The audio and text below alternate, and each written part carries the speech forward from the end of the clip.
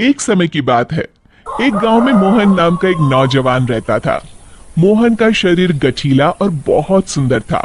मोहन रोज सुबह शहर में काम करने जाता और फिर शाम को अपने गांव लौट आता। गांव और शहर के बीच में एक जंगल पड़ता था। उस जंगल में एक चुड़ैल रहती थी। वो रोज मोहन को जंगल से आते जाते देखती थी। फिर कुछ समय बाद मोहन की शादी राधा नाम की एक बहुत ही सुंदर लड़की से हो जाती है। एक दिन मोहन अपनी पत्नी राधा से कहता है, राधा, मैंने तुमसे कितनी बार कहा है कि तुम मेरे लिए सुबह सुबह खाना बना दिया करो। मैं रोज काम पर देरी से पहुंचता हूँ। मैं क्या करूँ जी, सारा दिन घर के काम करके मैं तो थक जाती हूँ, इसलिए मुझसे सुबह जल्दी नहीं उठा जाता। सुनो जी, मैं तो कहती हूँ क्यों ना हम अपने घर में एक नौकर रख लें।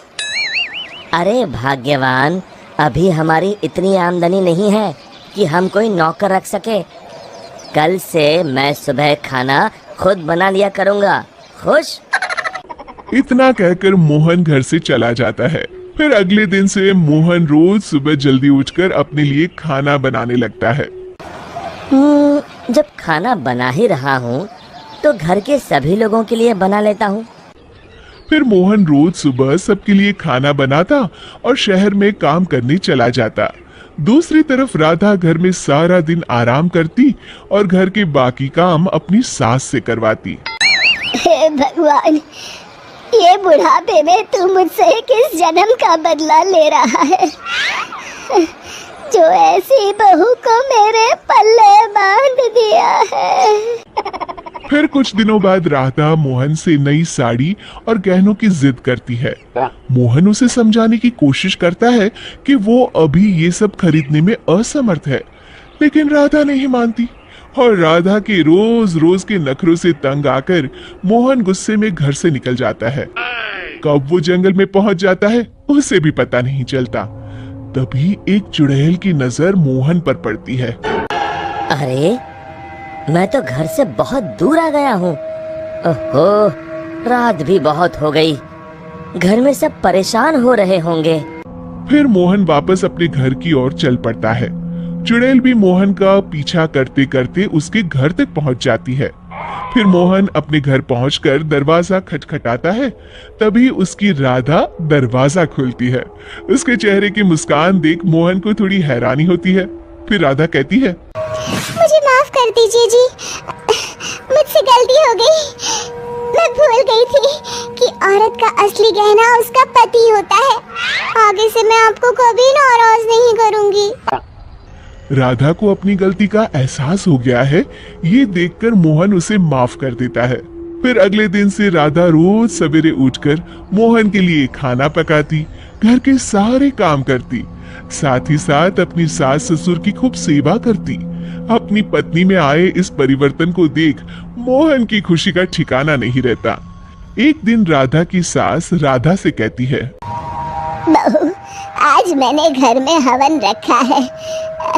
बाबा जी किसी भी वक्त आते होंगे तो सब तैयारी करके रख दे। जी माँ जी। फिर थोड़ी देर बाद बाबा जी अपने चेले के साथ उनके घर पर आते हैं। अलख निरंजन। आइए आइए बाबा जी, मैं आपका ही इंतजार कर रही थी।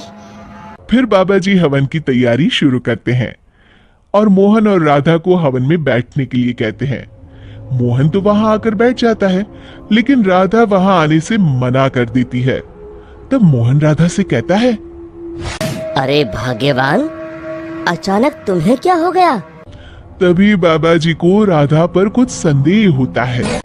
अलख निरंजन, माँ जी, तुम्हारे बहू के हाव भाव देखकर मैं पहले ही समझ गया था कि इसके अंदर किसी चुड़ैल का वास है।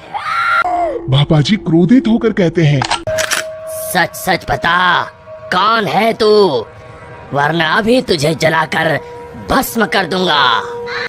फिर बाबा जी जोर जोर से मंत्र पढ़ना शुरू कर देते हैं।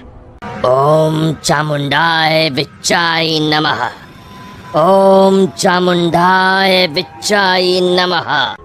तभी अचानक राधा की आवाज बदल जाती है और वो बाबा जी को हाथ जोड़कर कहती है, नहीं नहीं, मुझे छोड़ दीजिए। मैं एक चुड़ैल हूँ। मैं रोज मोहन को जंगल से गुजरते हुए देखती थी। मैं मोहन की सुंदरता पर मोहित हो गई थी। फिर मैंने देखा कि राधा मोहन और अपने सास ससुर को दिन रात परेशान करती है। और एक दिन मौका पाकर मैंने राधा के शरीर में प्रवेश कर लिया। मुझे कुछ मत करना, मैं अभी ये घर छोड़कर चली जाती हूँ। फिर हवा का एक तेज झोंका उस घर से बाहर चला जाता है और राधा बेहोश होकर नीचे गिर जाती है। कुछ समय बाद राधा को होश आता है। सारी असलियत जानने के बाद राधा को अपनी गलती का एहसास हो जाता है। आप लोग मुझे माफ कर दीजिए। मैं आज के बाद आप लोगों को कभी शिकायत का मौका नहीं दूंगी। शिक्षा: हमें हमेशा अपने परिवार वालों के साथ अच्छा बर्ताव करना चाहिए और अपना हर फर्ज निभाना चाहिए।